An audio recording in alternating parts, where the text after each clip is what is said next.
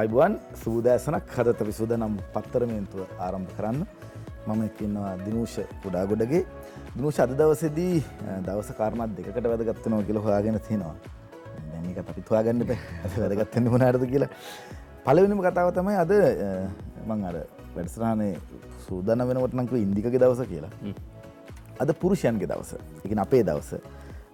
ජාත්‍යන්තර පුරුෂ දිනයේ විදිහට සැලකෙන්නේ. අද මේ ගැන කතා කරනකොට සමාජ ප්‍රජාව පවුල ආදී සඳහා පිරිමින්ගේ දායකත්වය සම්බන්ධයෙන් කතා කරන දවසක් බවට පත් කරගෙන තිනවා. අද දවස මානුෂීය වටිනාකම් ප්‍රවර්ධනය මේ සඳහා වන ප්‍රධාන අරමුණයි. අද මේ තේමාවේ ප්‍රධාන අරමුණයි මේ වසරේ තේමාව විදිහට පිරිමියා හා පිරිමි දරුවන් වෙනුවෙන් වඩා හොඳ සෞඛ්‍යයක් කියන තේමාව යොදාගෙන තියෙනවා.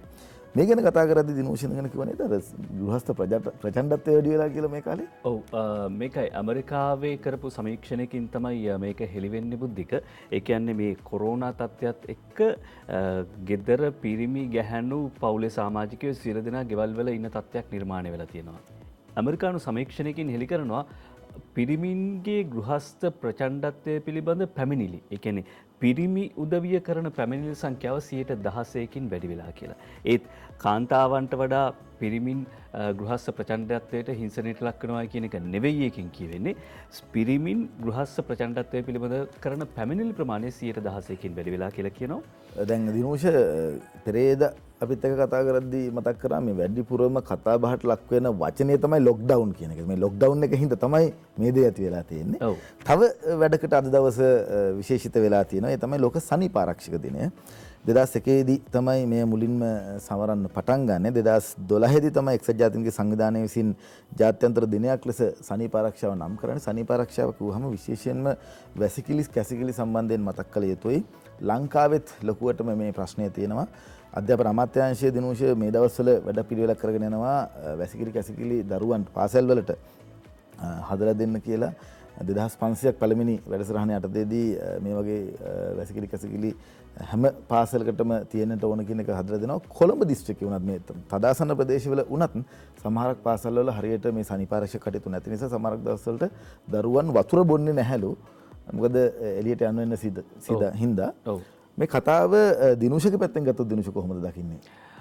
බුද්ධික මෙහෙමයි. එකක් තමයි මෙතන තියෙන්නේ සෞඛ්‍ය දැනුවත් භාවය පිළිබඳ තියෙන ගැටලුව. අනිත් එක තමයි සෞඛ්‍ය පහසුකම් වල. ඒ කියන්නේ සමස්තයක් විදිහට ගත්තාම අර කොළඹට කිරි අපට කැකිරි කියන කතාව හැම විටම අදාළ වෙන්නේ නැහැ. සමහරවිට මේ කොම්පඤ්ඤ වීදියේ තියෙන ඉස්කෝලේක පවා මේ ගැටලුව තියෙන බව අපි අනාවරණය කරගෙන තියෙනවා. සමස්තයක් විදිහට ගත්තාම දැන් අපි කතා කරේ අද එක පැත්තකින් පුරුෂයන්ගේ දිනේ අනිත් පැත්තෙන් සනීප ආරක්ෂාව පිළිබඳ කතා කරන සනීප ආරක්ෂක දිනය කියලානේ. එක තැනකට આવොත් මොන විදිහට ගත්තත් මේ ඔබේ දවස මේ මගේ දවස කියන්නේ මේ දවස අත්තරියොත් විනාශ වෙන්නේ මම විතරක් නෙවෙයි සමහරවිට මගේ සමීපතමය වෙන්න පුළුවන්. ලෝක සෞඛ්‍ය සංවිධානය කියන කාරණාව තමයි බුද්ධික කොරෝනාවට එරෙහි එන්නතක් වැක්සින් එකක් හොයාගත්තා වුණත් එහෙම නැත්නම් ඒක එයි කියලා අපි අපේ බැමි බිඳ ගන්න ඕනේ නැහැ. ඒකෙන් මේ කොරෝනා මර්ධනය කරගන්න පුළුවන් වෙයි කියන එක ඒක කෝකටත් අයිලක් වෙන්නේ නැහැ කියන එක ලෝක සෞඛ්‍ය සංවිධානය කියනවා. ඒ නිසා අපි අපේ දවස බවට අද දවස පත් කරගන්න ඕනේ. සමාජ දුරස්වභාවය තියාගන්න එක, මුහුණු ආවරණ පළදින එක සහ ප්‍රතිශක්තිකරණය තියාගන්න එක, හොඳට කාලා බීලා ඉන්න එක, මානසික සෞඛ්‍ය මම රෝග වාහකයෙක් වෙන්නේ නැහැ කියන දේ මගේ අද දවසේ මගේ න්‍යායපත්‍රයේ ප්‍රධාන කාරණාව බවට පත් කරගන්න ඕනේ. කොරෝනා තත්ත්වය කොහොමද ලෝකේ, කොරෝනා තත්ත්වය කොහොමද අද දවසේ ලංකාවේ, මෙන්න මේ පිළිබඳව කතා බහ කරන සූදානම්. අපි තව ස්වල්ප මොහොතකින් සූදානම් වෙනවා හමුදාපතිතුමාවත් සම්බන්ධ කරගන්න. හමුදාපතිතුමත් එක්ක දැනගන්න පුළුවන් අපේ රටේ මේ වෙනට තත්ත්වය. හැමතිස්සෙම අප්ඩේට් වෙන දිනෝෂගෙන් මම කැමතියි ලෝක තත්ත්වයක් දැනගන්න. අද පුවත්පත නිතරම ඊයේ දවසේ රාත්‍රී 10 වෙනකොට තත්ත්වය කොහොමද කියලා වාර්තා කරලා තියෙනවා. කෝටි 5කුත් 59 ලක්ෂ 98,000ක් ආසාදිතයන් ඉන්නවා කියලා තියෙනවා ලෝකේ. ඒ වගේම තමයි මරණ 13 ලක්ෂයක් 44,000ක් සිද්ධ වෙලා තියෙනවා කියලා අද පුවත්පත වාර්තා කරනවා. මම කැමතියි ඔබුදික දැන් උදේ 5:55ට විතර ලෝක සෞඛ්‍ය සංවිධානයේ යාවත්කාලින කරපු තොරතුරු අනුව අර ඔතන කිව්වේ 5:59යිනේ නේද? ඔව්. 5,59 ලක්ෂයක්. එතකොට 5,65 ලක්ෂ 40,086 දෙනෙක් කොවිඩ් ආසාදිතයන් වාර්තා වෙනවා අද උදේ වෙද්දී. 13 ලක්ෂ 53,863 දෙනෙක් මිය ගිහිල්ලා තියෙනවා.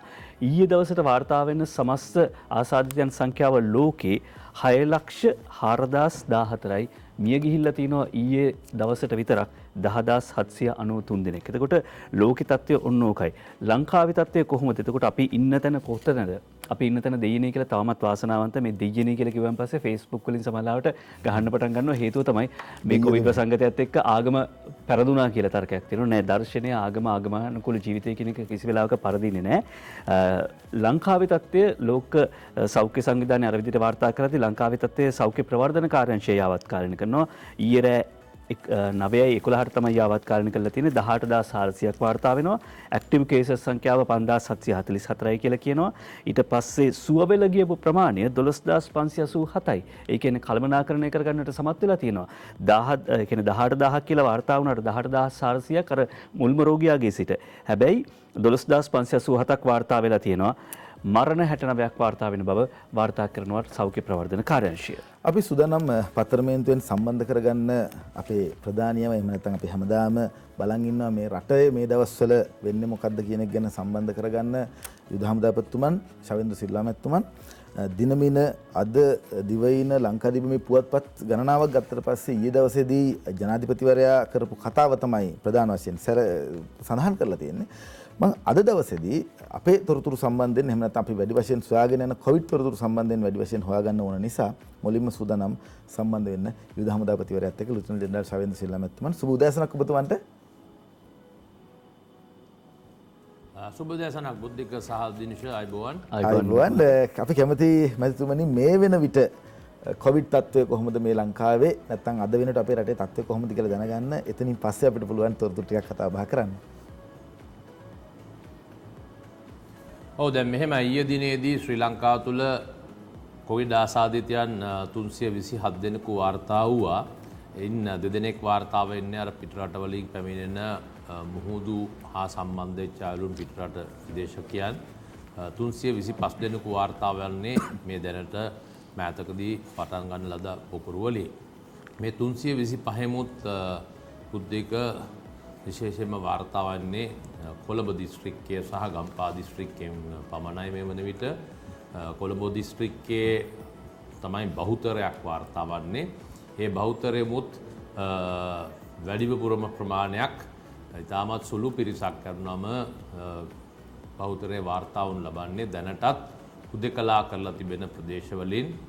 ඒ අතරින් කොළඹ මහනගර සභා සීමාවට අයත්ව සිටින මේ වනට හුදෙකලා කරපු ප්‍රදේශවලින් තමයි මේ ආකාරයෙන් කොවිඩ් ආසාදිතයන් සොයාගන්නේ. ඒ හා සමානව යම්කිසි ඊට අඩු දක්ෂයක් එක්ක කොළඹ උතුරු ප්‍රදේශ බදානවා මේ හුදකලා කරලා තිබෙන කොළඹ උතුරු ප්‍රදේශය. ඒ කොළඹ උතුරු ප්‍රදේශයට උතුරින් තියෙන ගම්පහ දිස්ත්‍රික්කයේ දකුණු ප්‍රදේශයෙන් තමයි ඉතුරු ගම්පහ දිස්ත්‍රික්කයෙන් කියන අයවලුන් වාර්තා වන්නේ. එයත් මේ පෑලියගොඩ හා සම්බන්ධ වෙච්ච ඉතුරු ඉන්න අයවලුන්. ඉතින් කොළඹ නගර සභා සීමාවෙන් මම කිව්වාගේ වාර්තා වනු ලබනවා. ඒත් එක්ක ඊයේ දිනේ මරණ 3කුත් එක්ක මේ වනට මරණ 69ක් දක්වා මේ වාර්තා වී තිබෙනවා. ඉතින් මෙහිදී කොවිඩ් සම්බන්ධයෙන් කතා කරාම ඉතාමත් වැදගත් වෙන්නේ මේ මිය යාම් බැලුවම් පස්සේ පසුගිය දින කිහිපෙදී වාර්තා වුණා සමහර නිවෙස්වලට වී සිටියේදී මිය යාම් සම්බන්ධයෙන් මිය ගිය අයවලුන් අතරිමුත් බහුතරයක් වාර්තා වන්නේ ඇත්තටම නිදන්ගත රෝග නිසා ඇති වූ සංකූලතා හේතුවෙන් මිය ගිය අයවලුන්. ඉතින් නිවෙස්වල මිය යාමට ඇත්තටම තරම් තමුන්ගේ පවුලේ සමාජිකයෙක් තබා ගැනීමට අවශ්‍යතාවයක් නැහැ. විශේෂයෙන්ම මේ වගේ නිදාංගත රෝග තිබෙන අයවලුන්ට පරිස්සම් වෙන්න කියලා මම හිතන්නේ ලංකාවට පැමිණීමට ප්‍රථම වුණත් පිටරටවලදී මේක කිව්වා. ඉතින් එහෙම තත්ත්වයක් තිබෙනවා. ඔබට දැනුම් දීලා තිබෙනවා වහාම ගිලන් රථයක් ගෙන්නගෙන ඔවුන් රෝහල් ගත කරන්න කියලා. ඉතින් ඒ ක්‍රියාවලියට යොමු වන්න කියන එක අපගේ ශ්‍රී ලාංකිකයන්ගේ ඉල්ලා සිටිනු ලබනවා. මම ඔබතුමාගෙන් දැනගන්න කැමතියි දැන් ඊයේ දවසේදී ඔබතුමත් සම්බන්ධ වුණා ජනාධිපතිතුමාගේ ප්‍රධානත්වයෙන් පැවතුණා කොවිඩ් මර්ධනය සහ කළමනාකරණය සම්බන්ධයෙන් තියෙන කමිටුව.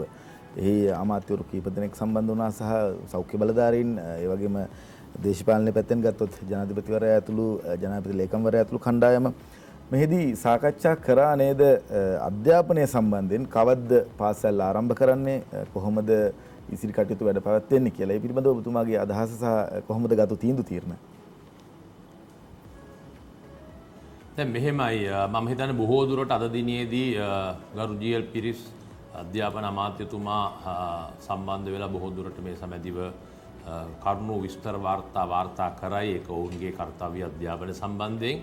නමුත් විශේෂයෙන්ම මෙහිදී මේ කොවිඩ් හා සම්බන්ධ වීම සම්බන්ධව දැනට ඊයේ කතිකා කරගත් පරිදි බොහෝ දුරට බස්නාහිර පළාතේ පාසල් යම් කිසි ආකාරයක් ප්‍රමාද වීමක් ඇතිවීමට බොහෝ දුරට ඉඩ තිබෙනවා. නැවත ආරම්භ කිරීම බස්නාහිර පළාත හැරුණු කොටගෙන සෙසු ප්‍රදේශ දක්වා ඇති දිනයන්ට බොහෝ දුරට ලබන සතියේ විවෘත වීමටයි වාර්තා කතා කරගනු ලැබුවේ. නමුත් අධ්‍යාපන අමාත්‍යතුමා දුදෑසන මේ ස්ථීර කිරීමක් කරනු ලබයි කියලා අපි බලාපොරොත්තු වෙනවා. ඒත් එක්කම විශේෂයෙන්ම 5 වසරෙන් උඩ වගේ පන්ති මේ සම්බන්ධව තමයි සාකච්ඡා කරනු ලැබුවේ. එහිදී ඇති වූ තවත් කාරණාවක් තමයි අර දුරස්ථ අධ්‍යාපනය පිළිබඳව කතිකාවක් පැමිණියා. විශේෂ මන්ත්‍රීකරු ජනාධිපතිතුමා උපදෙස් ලබා දුන්නේ ඔන්ලයින් කියන එක සම්බන්ධයෙන් කතා කරා. විශේෂයෙන්ම සියලුම අයවලුන්ට මේ සමැදිව දැනුවත් කරලා කිරීමක් කළ යුතුයි කියන යන්න. ඉතින් මම හිතන්නේ සමැදිවත් උත්තර දෙයි. ඔබ මේ අහපු හින්දා එතන ඉඳලා දන්නේ නැහැ කියන්න හැකියාවක් නැහැ කාර්යසාධක බලකායක් වශයෙන්. ඒකයි විශේෂයෙන්ම කතිකා වුණ දෙයක් තමයි මේ එකම කාලසටහනක් පාසල්වල පවත්වා ගැනීම ඉතාමත් වැදගත් කියන කාරණය. මොකද ඔබ දන්නවා විවිධ කාලසටහන් තිබ්බම ඉන් නැති වෙන ගැටලු මගහරවා ගැනීමට පොදුවේ සියලුම පාසල්වලට එක කාලසටහනක් යටතේ කටයුතු කරන්න ජනාධිපතිතුමා ඒ අවස්ථාවේදී උපදෙස් ලබා දුන්නා. මම හිතන්නේ ඒ සමැදිව ඇතුළු ප්‍රධාන කාරණා අත්‍යවශ්‍ය කාරණා අධ්‍යාපනය සම්බන්ධයෙන් බොහෝ දුරට අධ්‍යාපන අමාත්‍යතුමා විසින් අද දිනේදී දැනුම් දීමට කටයුතු කරලා බලාපොරොත්තු වෙන්න පුළුවන්. ඔව් අධ්‍යාපන අමාත්‍යතුමාත් අපිට දැනුම් දීලා තියෙනවා අද 10 මාර්ට ප්‍රවෘත්ති සාකච්ඡාවක් පැවැත්වෙනවා කියලා. ඒ සම්බන්ධයෙන් වැඩිදුර විස්තර ඉතින් හොයාගන්න පුළුවන්. දිනුෂට තියෙනවා ගැටලු. ඔව් යුද හමුදාපතිතුමනි ගැටලු දෙකක් මම එක විට අහන්නම්. එකක් තමයි දැන් කොළඹ පුරපතනියත් කියනවා සති 3කටවත් කොළඹ ලොක්ඩවුන් කරන්න කියලා රජෙන් ඉල්ලීමක් කරනවා. මේකත් එක්ක සමාජය තුළ ඇතිවලා තියෙන ඇත්තටම එහෙම ලොක්ඩවුන් කරයිද? ඒක පළවෙනි ගැටලුව. අනිත් එක තමයි ඔබතුමත් සඳහන් කර විදිහට ඔය වැල්ලම්පිටියේ සිට මෝදර ආදී දක්වා ඒ පොලිස් බල ප්‍රදේශ කිහිපයකට පනවා තිබෙන සංචරණ සීමාව ඉවත් කරන කාල සීමාවක් පිළිබඳව ඉඟියක් එහෙම දෙන්න පුළුවන්ද? මේ ප්‍රශ්න දෙක එකවර අහන ඔබතුමාගෙන්. දැන් මෙහෙමයි පළවෙනි කාරණේ සම්බන්ධයෙන් ගත්තම කොළඹ දිස්ත්‍රික්කයේම ඇඳිරි නීතියක් පැනවීම ගැන මේ වනවිට කිසිදු සාකච්ඡාවක් පවත්වලා නැහැ. මොකද විශේෂයෙන්ම කොළඹ දිස්ත්‍රික්කය ගත්තම කොළඹ දිස්ත්‍රික්කයේ දකුණු ප්‍රදේශය මේ වනට කොවිඩ් ආසාදිතයන් අපිට වාර්තා වන්නේත් නැහැ. ඉතින් කාර්යසාධක බලකායේදී අතිගරු ජනාධිපතිතුමා සෑම අවස්ථාවකදීම සෑම ප්‍රදේශයක් සම්බන්ධයෙන්ම විශ්ලේෂණයක් කරනු ලබනවා.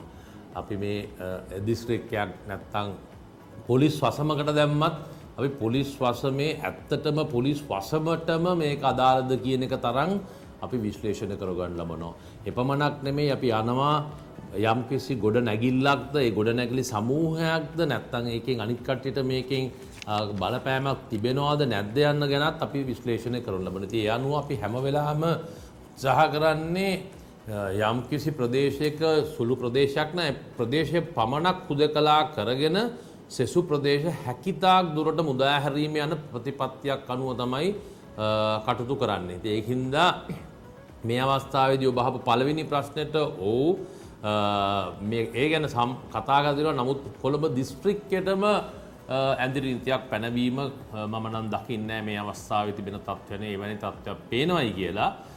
නමුත් කොළඹ දිස්ත්‍රික්කයේ විශේෂයෙන්ම කොළඹ නගර සභා සීමාවේ යම් කිසි තත්ත්වයක් මේ වන විට වැඩි ප්‍රමාණයක් හමුවන්නේ නිසා එහිමුත් අත්‍යවශ්‍ය ඒ ගම් හෝ නගර හෝ මාවත් පිළිබඳව තමයි අනිවාර්යයෙන්ම තවදුරටත් බොහෝ දුරට යම් කිසි ප්‍රමාණයක් හුදකලා කිරීමට හැකියාවක් තිබෙන. නමුත් සියලුම ප්‍රදේශ හුදකලා කරන ගැන මේ වන විට එහෙම කතිකාවක් නැහැ. ඉදිරි 3-4 දින 3-4 අපිට සමුදා කියන්න බෑ ලබන සතියේ සමුදා ඉදලා යන්න ඕනේ කියලා. නමුත් අපි බලනවා හැකිතාක් දුරට මේ අවම කරගෙන ඉදිරියට ගමන් කරන්න. නමුත් අත්‍යවශ්‍ය කාරණයක් තිබුණොත් යම්කිසි සැලකිය යුතු ප්‍රමාණයක් අනිකුත් ප්‍රදේශවලට අනිකුත් ජනතාවට පොදුවේ ශ්‍රී ලංකා ජනතාවට තර්ජනයක් වෙන ප්‍රදේශයක් තිබෙනවා නම් COVID-19 ආසාදිතයන් ඉන්න ඒක ඉතින් ඉදිරියට අනිවාර්යයෙන්ම හුදකලා කර යුතුවම තිබෙනවා. ඒත් එක්ක දෙවෙනි ප්‍රශ්නයක් හැටියට ඇහුවා තවදුරටත් ඒ කියන්නේ විවෘත කරන ප්‍රදේශ හා කාල සීමාව සම්බන්ධව අනිවාර්යෙන් මේ හුදකලා කළ තිබෙන එක සෞදු 2005 දක්වා දැනට පවතින තත්ත්වයක් පෙනෙන්නේ. ඉන් අනතුරුව සතියාන්තයේදී කරන ලබන විශ්ලේෂණයකට පසුව තවදුරටත් හුදකලා කළ යුතු ප්‍රදේශ මොකක්ද? හුදකලාවෙන් ඉවත් කර යුතු ප්‍රදේශ මොකක්ද කියන එක තීරණය කරනු ලබනවා. හමුදාපතිතුමනි, රජයේ සේවකයන්ගේ පැමිණීම සම්බන්ධයෙන් සහ රාජකාරී කිරීම සම්බන්ධයෙන් ගත්තොත් කොළඹ දිස්ත්‍රික්කයේ සාමාන්‍ය පටිපාටියට ක්‍රියාත්මක කරන්න සමුදායෙන් පස්සේ සූදානම් වෙනවද? සූදානමක් තියනවද? නැත්නම් තව කාලයක් යනකම් මේ දැනට පවතින තියෙන නීති රීති යටතේද සිද්ධ කරන්නේ දේවල්? අනිවාර්යයෙන්ම දැනට පවතින නීති රීති අනුව තමයි මේ කියන ප්‍රමාණයම හුදකලාවට කොළඹ දිස්ත්‍රික්කයේ විශේෂයෙන්ම මේ කොළඹ බල ප්‍රදේශ උතුරු ප්‍රදේශයේ තියෙන තත්ත්වය මේ ආකාරයෙන් පවත්වාගෙන ගියොත් මේකේ වෙනසක් වෙන්න කිසිම හේතුවක් නැහැ. ඉතින් මම හිතන්නේ ආයතන ප්‍රධානීන්ට විශේෂයෙන්ම රජයේ පමණක් නෙවෙයි පෞද්ගලික ශාස්ත්‍රයේ ආයතන ප්‍රධානීන්ට සෑම අවස්ථාවකම අපි දිනපතා කරන විශ්ලේෂණයක් කරනු ලබනවා වගේම ඒ දෙනු ලබන උපදෙස් අනුව කටයුතු කිරීම සඳහා උපදෙස් ලබා දීලා තිබෙන. ඉතින් බොහෝ දුරට අපි දකින්නේ මේ තත්ත්වයේ ප්‍රතිපත්තිය නැත්නම් මේ අපේ තියෙන ස්ට්‍රැටජි එකේ වෙනසක් මේ අවස්ථාවේදී නැහැ. මේ තත්ත්වෙම තමයි පවත්වාගෙන යන්නේ. වෙනසකට ඇති වෙන්නේ ප්‍රදේශයක් විවෘත කරොත් හෝ අපිට තේරුණොත් හුදකලා කරමින් දැන් අපි දන්නවා කොළඹ දිස්ත්‍රික්කයේ කොළඹ නගර සීමාව තුළ කොටස් 5ක පමණ වසම් 5ක පමණ යම්කිසි ලිහිල් කිරීමක් සමග තමයි කරගෙන යන්නේ කොටුව පිට කොටුව කෙසෙල්ලත් වගේ ප්‍රදේශ. ඒ ආකාරයෙන් තවදුරටත් ලිහිල් කිරීමට හැකියාවක් තිබුණොත් අපි හැම වෙලාවෙම උත්සාහ කරන්නේ මේ දේ කරන්න. හොඳයි, බොහොම ස්තුතියි. අපිත් එක්ක සම්බන්ධ වුණා ලුතුමනි ජෙනරාල් ශවේන්ද්‍ර සිල්වා මැතිතුමන්, යුද හමුදාපතිතුමන්, ඒ වගේ තමයි කොවිඩ් මර්ධනය සහ කළමනාකරණය පිළිබඳ ජාතික මධ්‍යස්ථානයේ ප්‍රධානියා එතුමා පැහැදිලි කරලා දුන්නා. අද දවසේදී රටේ තත්ත්වය සහ ඉස්සරට අපි වැඩ කරන්න ඕන විදිය. බොහොම ස්තුතියි අපිත් එක්ක සම්බන්ධ වුණාට. මතක් කරනවා අපිත් එක්ක ගයාන් සංජය සහ පසන් නලින්ද දෙපළ තමයි එතුමාව සම්බන්ධ කරලා දෙන්න අපේ මාන්ලික වාර්තාකරන විදියට සම්බන්ධ වුණේ. දිනමින පුවත්පතෙන් අපි සූදානම් ප්‍රධාන ප්‍රවෘත්ති ඔබට ගෙන එන්නට අපි ගිහිල්ලා බලමු මුල් පුවත්වල මුල් පුවත මොකක්ද කියලා.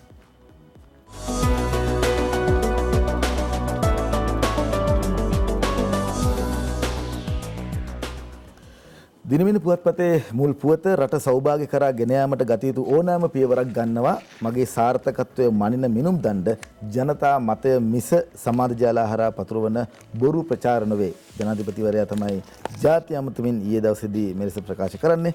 රටට ආදරේ, රට ගැන ආඩම්බර වන මට රට ගැන දැක්මක් තියෙනවා. 30 අවුරුදු යුද්ධය අවසන් කළාසේම ආර්ථික යුද්ධයත් ජයගත හැකියි. රාජ්‍ය සේවය කාර්යක්ෂම විය යුතුයි. නාස්තිය දූෂණය සම්පූර්ණයෙන්ම නතර කළ යුතුයි. ජනතාවට පොරොන්දු පරිදි මේරට සෞභාග්‍ය කරා ගෙන යාම සඳහා හෘද සාක්ෂියට එකඟව අවශ්‍ය ඕනෑම පියවරක් ගැනීමට තමා පසුබට නොවන බව ජනාධිපති ගෝඨාභය රාජපක්ෂ මහතා ඊයේ ජාතිය අමතමින් කළ ප්‍රකාශය සම්බන්ධයෙන් තමයි අද දිනමිට මුල් පුවත. මා සාර්ථකද අසාර්ථකද යන්නට මිනුම් දණ්ඩ ජනමතයයි මවබිම් පුවත්පත ප්‍රධාන සිරස්වලේ වාර්තා කර සිටින්නේ කුමුදු උපුල්ශාන්ත මහනුවර KL සුරබිර වාර්තා කර සිටිනවා. තර්ජනවලට බය නැහැ, ප්‍රශ්නවලින් පලා යන්නෙත් නැහැ. විදේශ බලවේගවලට රටේ වැඩවලට ඇඟිලි ගහන්න තිබිච්ච යුගය අවසන්. විදේශ බලවේග රටේ වැඩවලට ඇඟිලි ගහන යුගය අවසන්. ජනපති ලෙස නාස්තිය පුහුආටෝප මුළුමනින්ම පිටු දැක්කා. ජනතාවගේ බදු බර අඩු කරා. නීති පොතට මුවා වෙලා ජනතා අවශ්‍යතා ඉටු කරන්නයි රජයේ නිලධාරීන්ගෙන් ඉල්ලා සිටිනවා. නීති පොතට මුවා නොවි ජනතා අවශ්‍යතා ඉටු කරන්න ඒක තමයි ඉල්ලන්නේ. කොරෝනා මර්ධනය ක්‍රියාත්මක කරන්නේ සැලැස්මකට අනුව නීති ආධිපත්‍ය සුරකින හැටි ආදර්ශයෙන්ම පෙන්වුවා. ණය පොලි අනුපාතය විශාල ලෙස අඩු කළායි තියෙන්නේ. රටට හානි කර සියලු විදේශ ණය අපි ගෙව්වා. බුද්ධ්‍යංශ ශක්තිමත් කළා.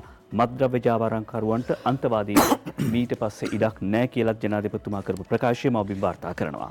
දිවෙන පුවත්පතේ ප්‍රධාන පුවතට යනට සූදානම්. දිවෙන පුවත්පතේ මුල් පුවත නිරෝධාන මධ්‍යස්ථානයක් කළ බෝගම්බරින් පනින්න හැදූ අයෙක් මරුට තවත් අයෙක් රෝහලේ 3ක් අත්අඩංගුවට සමන් ගමගේ සිරිල් විමල සුරේන්ද්‍ර සමන්ති වීරසේකරයි වාර්තා කරන්නේ. නුවර බෝගම්බර පැරණි බන්ධනාගාරයේ ස්ථාපිත කර ඇති තාවකාලික නිරෝධාන මධ්‍යස්ථානයේ රඳවා සිටියේදී එහි අඩි 30ක් උස තාප්පයෙන් පැන යාමට තත් කළ බන්ධනාගාර රැඳවියන් 5 දෙනෙකුගෙන් එක් අයෙක් ඊයේ අලුයම බන්ධනාගාර නිලධාරීන්ගේ වෙඩි ප්‍රහාරයට එල්ල කරද්දී තාප්පෙන් වැටි මිය ගොස් තිබෙනවා කියලා වාර්තා කරලා තියෙනවා අද දිවයින පුවත්පත මුල් පිටුව. දිවයින පුවත්පත අඩි 30 තාප්පය කියනවා ලංකාදීපය කියන්නේ අඩි 20 තාප්පයක් කියලා ලංකාදීප ප්‍රධාන සිරස්තලයේ ඔය පුවත වාර්තා කරන හැටි බෝගම්බර හිරකරුවෝ යකා නටති. බෝගම්බර හිරකරුවෝ යකා නටති 17 වෙනිදා මධ්‍යම රාත්‍රියේ වන සිදුවීම වාර්තා කර සිටිනවා ලංකාදීපයේ ප්‍රධාන සිරස්තලයේ හැටියට. අද පුවත්පතේ ප්‍රධාන සිරස්තලයට යන්න සූදානම්. අද පුවත්පතේ ප්‍රධාන සිරස්තලය රට වසා තැබීමට හැකියාවක් නැහැ. කොවිඩ් සමග තවත් අවුරුදු 3මාරක්වත් ජීවත් වන්නට සිදු වෙනවා. වෛද්‍ය අනිල් ජාසිංහට කොවිඩ් රැස්වීම් වලට සහභාගී කරව ගන්නවා. වෛද්‍ය අනිල් ජාසිංහ කොවිඩ් රැස්වීම් වලට සහභාගී කර ගන්නවා. සෞඛ්‍ය අමාත්‍ය පවිත්‍ර වන්‍යාරච්චි මැතිණිය මෙහෙම ප්‍රකාශ කරන්නේ. දිනෙත් සමරකෝන් මේ වාර්තාව ඉදිරිපත් කරන්නේ අද පුවත්පතට. දුරකථන ජාල පරීක්ෂාවකින් තොරතුරු හොයාගෙන තියෙනවා. අද තිස්ස රවීන්ද්‍ර පෙරේරා වාර්තා කරන මේ පුවත ගැන අවධානය යොමු කරන්න අරුණ පුවත්පතේ ප්‍රධාන සිරස්තලයේ රිෂාඩ්ට CID ඇතුළෙන්ම ඔත්තු ගිහිල්ලා නිලධාරිනියන් දෙදෙනෙකුට මාරුවීම් කියලා වාර්තා කර සිටිනවා. ඒ අනුව ආරක්ෂක අමාත්‍යාංශයේ සේවය කළ නිලධාරිනිය මේ අනුව මීට පෙර බදූදීන් යටතේ කර්මාන්ත අමාත්‍යාංශයේ සේවය කරලා ස්ථාන මාරුවීමක් අරගෙන CIDට ඇවිල්ලා තියෙනවා.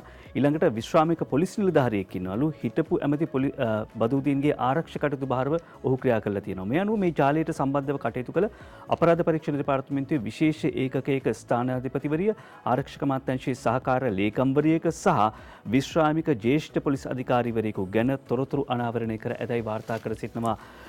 අද අරුණ පුවත්පත බුද්ධික මේ මං හිතන සමහරට අපිට කාලය වෙලා තියෙන නිසා ඇතුල් පිටුවලට යන්න කලින් විරාමයක ලබන්න පුළුවන් වෙයි. මව්බිම් පුවත්පත මුල් පිටුවේ වාර්තා කරන මේ පුවත කියලා ඉන්නම් අර මේ අපි අපේ එක්ස්ට්‍රා ෆයිල් එකෙන් මේක හොයාගන්නේ. කල්ලාරු යලි වවන්න බදුදීන්ට කෝටි 50ක් ගෙවන්න වෙයි වන සංරක්ෂණ දෙපාර්තමේන්තුවේ අධ්‍යක්ෂ ජෙනරාල්වරයා ගණන් හදලා කියලා තියෙනවා. ශ්‍රේෂ්ඨ අභියාචන අධිකරණයේ නියෝග කළානේ කපපු කැලේ අතේ සල්ලි වලින් වියදම් කරන්න කියලා වවන්න කියලා. ඔව් කල්ලාරු යලි වවන්න බදුදීන්ට කෝටි 50ක් ගෙවන්න වෙයි. ගානේ වෙලා තියෙන්නේ. බිලේ වෙලා තියෙන්නේ.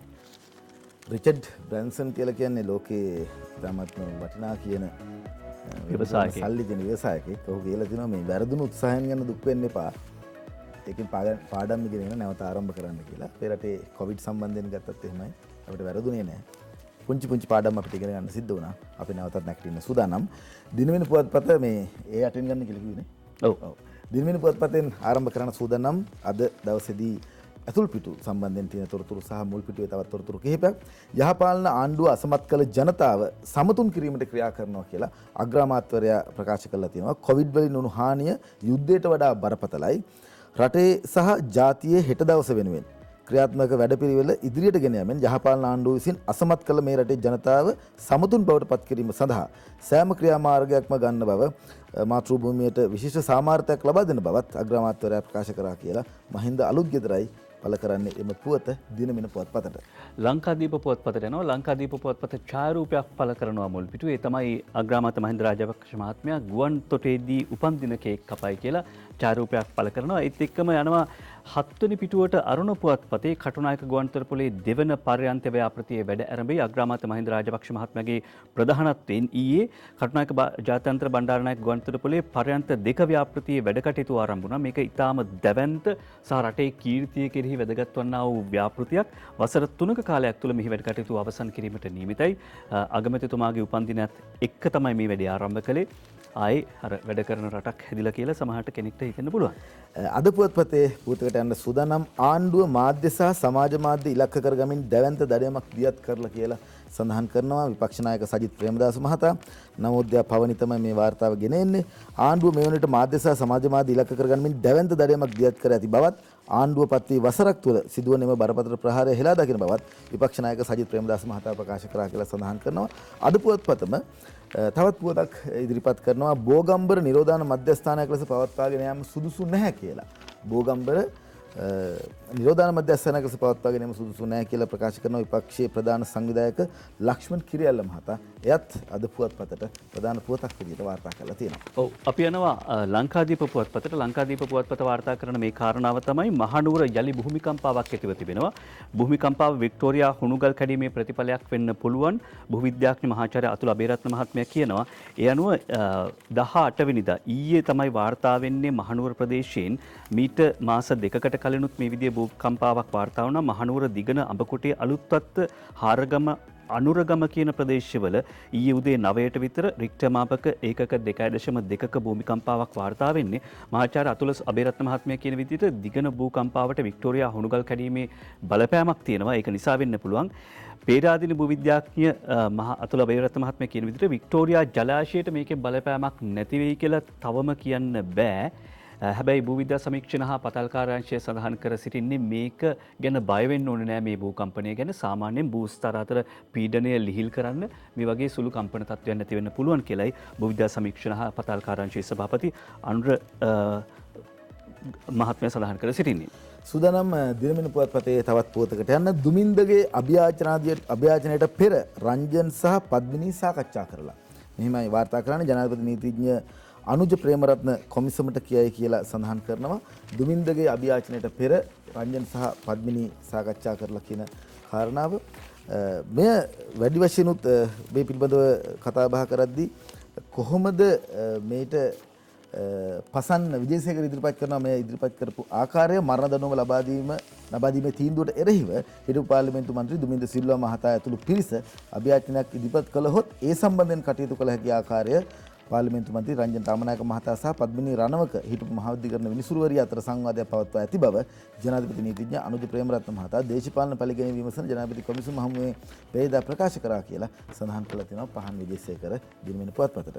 එතකොට දේශපාලනඥයන් අධිකරණයට බලපෑම් කළා කියන එක හඬපට වලින් ඔප්පු වෙද්දී අද සිල් රෙදි නඩුවේ ඇපෑලි තීන්දුව ප්‍රකාශයට පත්වීමට නියමිත බව මවබිම් පුවත්පත වාර්තා කරනවා. මේකත් ආందోලනාත්මක නඩු සිද්ධියක් බවට පත් වෙලා තිබෙනවා. ඒ අනුව ජනාධිපති නීතිඥ ෆයිස් මුස්සාපා මහතා සහ ජ්‍යෙෂ්ඨ නීතිඥ කංචන රත්වත්ති මහත්වරුන් ප්‍රකාශ කර සිටින්නේ මේ පෙත්සම් විභාගයේදී සේවාදාගයන්ට සිදු වූ බරපතල අසාධාරණයන් හා විනිසුරුවරයා නඩු විභාගයේ ආරම්භයේ සිටම ක්‍රියාකොට ඇත්තේ විත්තිකරුවන් වරදකරුවන් කිරීමේ අධිෂ්ඨානයෙන් වැව් විනිසුරුවරයා පැමිණිලි නීතිඥවරයාටත් වඩා දිගින් දිගටම හරස් ප්‍රශ්න අසමින් පැමිණිල්ල තහවුරු කර ගැනීමට ගත් උත්සාහය පිළිබඳව සඳහන් කර තිබෙනවා.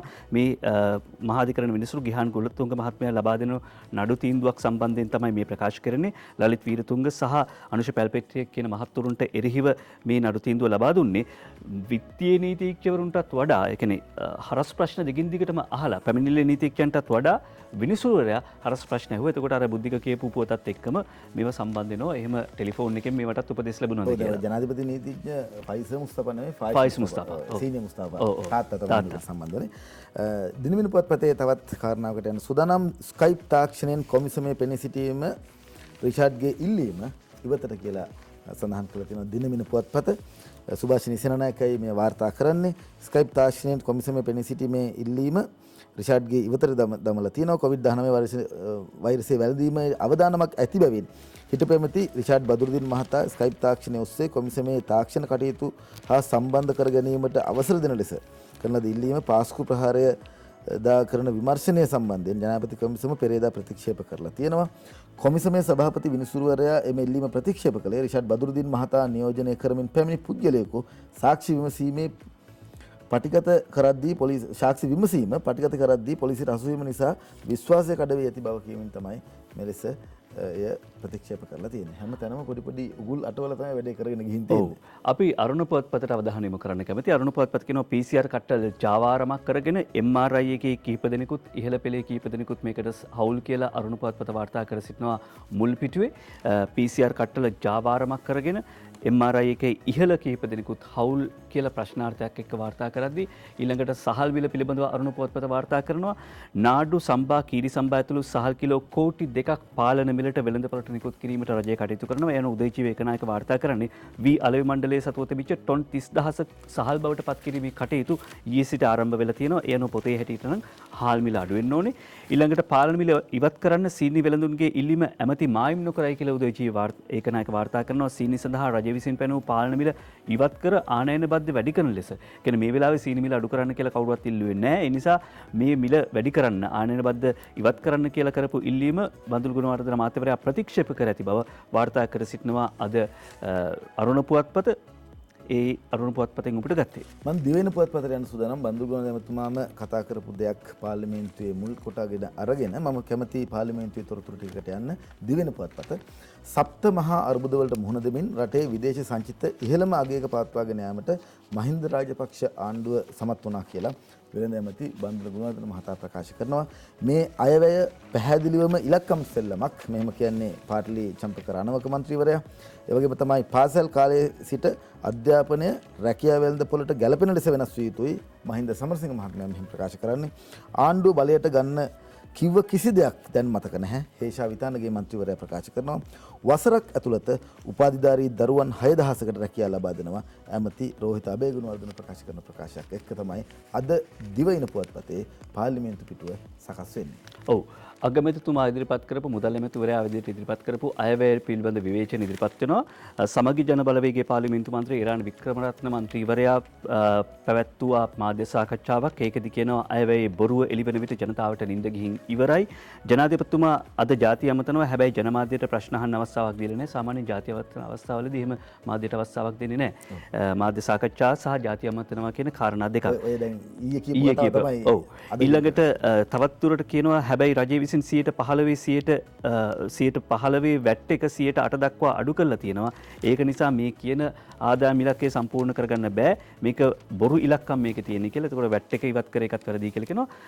අරුණ පුවත්පත මේ පිටුවෙන් වාර්තා කරනවා අපේ ආණ්ඩුව වැඩ කරන්නේ ජනතාවගේ අනාගතය දිහා බලාගෙන ඒ මිසක් මේ ඉතිරි වෙලා තියෙන දින ගණන බලාගෙන නෙවෙයි කියලා අග්‍රාමාත්‍ය මහින්ද රාජපක්ෂ මහත්මයා ඊයේ සඳහන් කර සිටිනවා. 2025 වන විට මුළු රටටම ජල පහසුකම් ලබා දීම ආණ්ඩුවේ ඉලක්කය බව අග්‍රාමාත්‍යවරයා සඳහන් කරනවා. ගත වසරේ අපි අපේ ශක්තිය ගැන මිස සතුරන් දිහා බැලුවේ නැහැ. 2025 වෙනකොට රටේ හැමෝටම පිරිසිදු පානීය ජලය ලබා දීමේ ව්‍යාපෘතිය ක්‍රියාත්මක වෙනවා. ඒ විතරක් නෙවෙයි ඔබට ගියක් රටට හෙටක් කියන තේමාව යටතේ නිවාස වැඩපිළිවෙලක් ක්‍රියාත්මක කරනවා. ඒ අනුව නිවාස 100ක් තියෙන මහල් සංකීර්ණයක් හැම ආසනයක් ගන්න විදි කරනවා කියලත් අග්‍රාමාත්‍යවරයා ඊයේ සඳහන් කර සිටියා. මම කාටුන් වලට යන්න කලින් අන්තිමටම ඉදිරිපත් කරන්න හදන මේ පුවත දිවයින පුවත්පතේ පුවතක්. ශාම් නුවන් ගණේවත තමයි මෙය දිවයිනට සකස් කරන්නේ. මෙදා අයවැය රටට කොහොමද කියලා දිවයින පුවත්පතට මෙය ඉදිරිපත් කරනවා. ශාම් නුවන් ගණේවත කියලා කියන අපි දන්නවා බැඳුම් කරේ සම්බන්ධයෙන් ගත බැඳුම් කර මගඩිය සම්බන්ධයෙන් මුලින්ම පොතක් වශයෙන් ඉදිරිපත් කරපු කතුවරයා එහෙම නැත්නම් රචකයා. ඔහු දිවයිනට ප්‍රකාශ කරනවා ගෝඨාභය රාජපක්ෂ රජයේ මංගල අයවැය ලේඛනය පසුගිය නොවැම්බර් 17 වනදා සවස් 1:40 පමණ අග්‍රාමාත්‍ය මුදල් ඇමති මහින්ද රාජපක්ෂ මහතා විසින් පාර්ලිමේන්තුවට ඉදිරිපත් කරා. මේ අයවැය ඉදිරිපත් වූයේ අපේ රට කොරෝනා වසංගතයේ අහිතකර බලපෑම් වලට තදින් මුහුණ දෙමින් සිටින තීරණාත්මක අවස්ථාවක කියලා. ඒ අතරතුරේදී පැහැදිලි කරලා දෙනවා අයවැය සාරාංශයක් විදියට 2020-21 කොහොමද ඉදිරිපත් කරලා තියෙන්නේ. මේ පිටුව බැලුවොත් අපිට පැහැදිලි කරගන්න පුළුවන් කොහොමද මේ රටේ අයවැය ඉදිරිවසට බලාපොරොත්තු වෙන්නේ කියලා ශාම් නුවන් ගණේවත්තයි දිවයිනට මේ ඉදිරිපත් කරන්නේ. හොඳටම පරක් වෙලා තියෙන ඒ වුණාට මේ හුරතලේ ගැන නොකිය බෑ. අද අරුණ පුවත්පත කියනවා ඊයේ දවසේ වාර්තා කර සිටියා දරුවෝ දෙන්නෙක්ගේ උපතක් ගැන දැන් 3 දෙනෙක් වෙලා රිදීගම සෆාරි ඔයනේ සිංහ හුරතල් පිළිබඳව අද වාර්තා කර සිටින සාලී කුමාර ගුණසේකර මව ශීනා ජර්මනියෙන් පියා ශූලා චීනයෙන් දරු තිදෙනා සහ මව හොඳ සුවයෙන් ඉන්නවා කියලා කියනවා. ශීනාගේ කලින් දියණියත් දැන් ගබ්බරයිලු. මීට පෙර උපන් පැටව් තිදෙනෙක් කිරි දීලා නැති නිසා කියන්නේ අම්මා කිරි දීන්නේ නැති නිසා මිය ගිහිල්ලා තියෙනවා. අඹේපුස්ස සිංහ රෙජිමෙන්තුවේ කූගර් ඒත් ශීනාගේ පුතෙක් තවත් ගැබ්බර දේනුවන් තිදෙනෙක් ඉන්නවලු. කොවිඩ් තර්ජනය නිමා වුණාට පස්සේ යන්න මේ සෆාරි උද්‍යානයට අලුත උපන්න සිගිත්තු බලන්න පුළුවන්.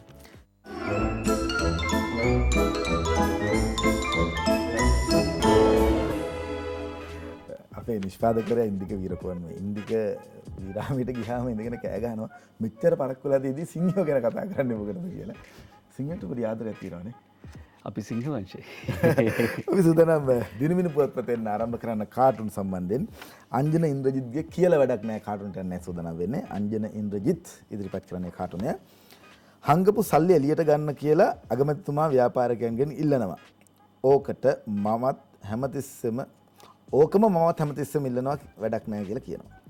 ව්‍යාපාරිකයන්ගෙන් එහෙම කිව්වහම කියනවා නෑ අපේ වයිෆ් කින් කියලා මේ කියන්නේ ව්‍යාපාරිකයන්ගෙන් ඉල්ලනවා නේ වයිෆ් කිනුත් ඉන්නවා හංගපු සල්ලි තීපෙත් දෙනවද කියලා හැබැයි වයිෆ් දෙන්නේ නැහැ. අද පත්තරවල තිබෙන රජයේ වෛද්‍ය නිලධාරීන්ගේ සංගමය කියනවා මේ අමුවෙන් මාළු කන්නේ සත්තු කියලා. අංජනගේ කාටූනය ඒ පැත්තට යොමු වෙනවා. දිනමින පුවත්පතට අංජන කාටූනය අඳින්නේ. දිලිප් වෙදාරච්චි අමු මාළු කාලා පෙන්වන්නේ සර්. ටීවී එකේ පත්තරේ දානවා නම් අපි ඕන දෙයක් කාලා පෙන්නනවා බං. ලංකදීප පුවත්පතේ දාසගේ කාටුනට යන්න සූදානම් වෙන්නේ බන්දුල ගුණවර්ධන ඇමතිවරයා 2021 අයවැය පෙන්නමින් ජනතාවට එය හොඳ අයවැයක් බවට ඇඟිල්ල දික් කරමින් පෙන්නනවා. හැබැයි ජනතාව වික්ෂිප්ත වෙලා බලන් ඉන්නවා. ඇත්තටම මේක හොඳයිද නරකයිද කියන එක තමයි උන්ට තියෙන ප්‍රශ්නේ. හුරේරා කාටූනේ පොකට් කාටූනේ අපි තෝරගන්නේ අද අරුණ පුවත්පතෙන් හසන්ත විජේනායකයි අඳින්නේ කාටූනේ. රටින් බහන්ඩ ගෙන්වීම දැඩි ලෙස සීමා කරලලු බං. අර්ජුන මහේන්ද්‍රනුත් නියම භාණ්ඩයක් හින්ද වෙන්නේ නැති ගෙන්න ගන්නේ නැත්තේ. දිවෙන පුවත්පතේ කාටුනට යන්න සූදානම්. දිවෙන පුවත්පතේ කාටුනේ උදේ විමර්ශනය හදන්නේ අයවැය සම්බන්ධයෙන් ඇත්තටම තරාදිය බැලන්ස් කරන්න වෙන්නේ බන්දුල ගුණවර්ධන ඇමතුමා වගේ තමයි අපිට පේන්නේ. හැමදාම හැම තැනකම බන්දුල ගුණවර්ධන ඇමතුමා කාටුන් වලට නම් නිර්මාණය වෙනවා. මුදල් ඇමති වුණත් නැතත්. මුදල් ඇමති වුණත් නැතත් එතුමා ඉන්නවා කාටුන් එකේ. රංචගොඩ ළමයාගේ කවි දෙක අරුණ පුවත්පතෙන් තෝරගන්නේ. විපක්ෂ නායක පෙම්දස් මැතිතුමනි පොඩි උපදේශක් දෙන්නම් පිළිගන්නව නම් ගෝලරොත්ත ගැන සැලකිලිමත් වූවොත් අදට වඩා හෙට හොඳ වෙන්නටයි ඉඩ. එකෙක් මාළුකා අමුවෙන් පෙන්නූයේ ලේ රහ නැතුව බැරි බවක්ද ඒකාට. තව එකෙක් ෆොටෝ කපමින් කොටමින් තාමත් පෙන්වන්නේ මඩ වැඩ මිස බැරි බවද තාමත්. පෙන්වන්නේ මඩ මිස වැඩ බැරි බවද. අරුණ පුවත්පතේ කාටුන්ට යන සූදානම් හසන්ත විජේනායකයි මේ කාටුනේ නිර්මාණය කරන්නේ. ආර්ථික අර්බුදය කියන රැල්ලට අහු වෙලා තමයි මහින්ද රාජපක්ෂ අග්‍රාමාත්‍යවරයා මුදල් අමාත්‍යවරයා තමන්ගේ කද බැලන්ස් කරගෙන ඉන්නේ. බදු සහන දෙන්න තියෙනවා, ණය සහන දෙන්න තියෙනවා. මේ සහන දෙන එකම තමයි කදේ දෙපැත්තෙම තියෙන්නේ. හැබැයි මේ නැව පදවගෙන යන්නේ සාමාන්‍ය ජනතාව. ජනරාණි කියන කතාව බලන්න මේ ආණ්ඩුවේ රක්ෂා කරන අයට අමතර රක්ෂාවක් කරන්න අවස්ථාවක් දෙනවලු. ආණ්ඩුවෙන් වර්ජන නවත්තන්න කරන වැඩක් ඕක. ඒ අයිරාණි අලුත් රැකියාවෙන් වැඩිපෙටු පිළිල වර්ජනය කරන්න කියයි. හොඳයි අද පුවත්පතේ තවත් කාටුනට යන සූදානම්. අද පුවත්පතේ තියෙනවා 2019 නොවැම්බර් මාසෙදී 11 වෙනි මාසෙදී ගෝඨාභය රාජපක්ෂ ජනාධිපතිවරයා බයිසිකලේ පැදගෙන යනවා තල්ලු කරමින් යනවා මහින්ද රාජපක්ෂ අයියා එහෙම නැත්නම් අග්‍රාමාත්‍යවරයා බවට පත් වෙලා තිබෙන ඒ වෙලාවේ 2020 දී මෝටර් බයිසිකලයක් පැදගෙන යනවා. ඒ කියන්නේ අර බයිසිකලේ මෝටර් බයිසිකලේ වෙලා. මෝටර් බයිසිකලේ වෙලා තියෙනවා. පස්සෙන් දුවනවා අයියා මල්ලි ඒ කියන්නේ 19 වෙනි ආණ්ඩු ක්‍රම ව්‍යවස්ථාව තියෙනකොට තමයි නිකන් බයිසිකලේ. එතකොට තල්ලු කරන් යන්න වෙන්න ඕනේ කවුරු හරි අගමැතිතුමා. ඊට පස්සේ 20 වෙනි සංශෝධනය වෙලා තියෙනවා. ඒක මෝටර් බයිසිකලයක්. දැන් අයියා පහු කරගෙන මල්ලි ආයිද කියන එක තමයි වහන්නේ. එතකොට කොහොමද අයවැය කියලා අගමැතිතුමා අහනවා. කවුද? බන්දුල ඇමතිතුමාගෙන්. අති විශිෂ්ටයි සර්. මේ අද MD වීරරත්න මවබිමට අදින කාටුනේ බන්දුල ඇමතිතුමා අති විශිෂ්ටයි සර් කියලා කියන්නේ කොහොමද අයවැය කියන ප්‍රශ්නෙට.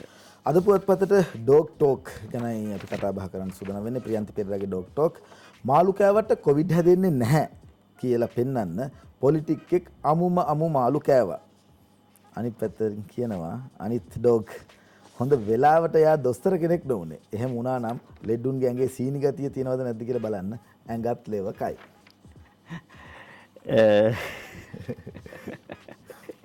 මොකක්ද ඒ කාටුන් එක? Dog talk. ඩොග් ටෝක් නේද? හරි. දවසේ පද 4 මවබිම් පුවත්පතෙන් උපුටා ගන්නේ එල්ලී මුලින් ඩයනාගෙම ටෙලිෆෝනේ මල් හසරලි නගා පියමෙන හඳ පානේ. අල්ලා දොට්ට දැමුවා ඇය හොඳ නෑනේ. මල්ලියේ සජිත් දැන් නිවසන්නට ඕනේ. මල්ලි සජිත් දැන් නිවසන්නට ඕනේ. අපි 7 වෙනි පැයට අද සම්බන්ධ වෙනවා ජනාධිපති මාධ්‍ය අධ්‍යක්ෂ ජෙනරාල් මහාන් සමරනායක මහත්මයා. අවුරුද්දක වැඩපිළිවෙල අවුරුද්දක ගමන් මඟ ගැන කතා බහ කරන්න සූදානම්. අපි අද දවසේදී පත්තරමේන්තුව අවසන් කරන්න සූදානම්. අසිරු අවස්ථාවක් හමුවේ වුණත් හදවත්වල ඇති උණුසුම විනාශ වීමට ඉඩ දෙන්න එපා කියලා කියනවා චේ ගුවේරා. ඒ වගේම තමයි සිහින ගැන කතා කරොත් මිනිස්සු සිහින වලට hina වෙන්නේ නැත්තම් ඔබේ හින වලට මිනිස්සු hina වෙන්නේ නැත්තම් ඒ හින ඊතරම්ම කුඩා කියලා ශාරුක් ખાන් කියනවා. අපි සූදානම් අද වැඩසටහනෙන් සමුගන්න මූණ වහගෙන ඉන්න කියලා ආරාධනා කරනවා. මීටර 2ක දුර පවත්වගෙන යන්න කියලා ආරාධනා කරනවා. ඒ වගේම තමයි සංචරණය පුළුවන් තරම් සීමා කරන්න. නිතරත් සෝදන්න. මේක මන්තරය වගේ හැමදාම මතුරන්නේ. අපිට මේ රට පරිස්සම් කරගන්න පුළුවන්. මේ රට සමෘද්ධිමත් දේශයක් කරා ළඟා කරගන්න ඔබත් මමත් අපේ වගකීම් ඉටු කරගatiya යුතුයි. ගිහින් එන්න. සුබ දවසක්. ලස්සන දවසක්.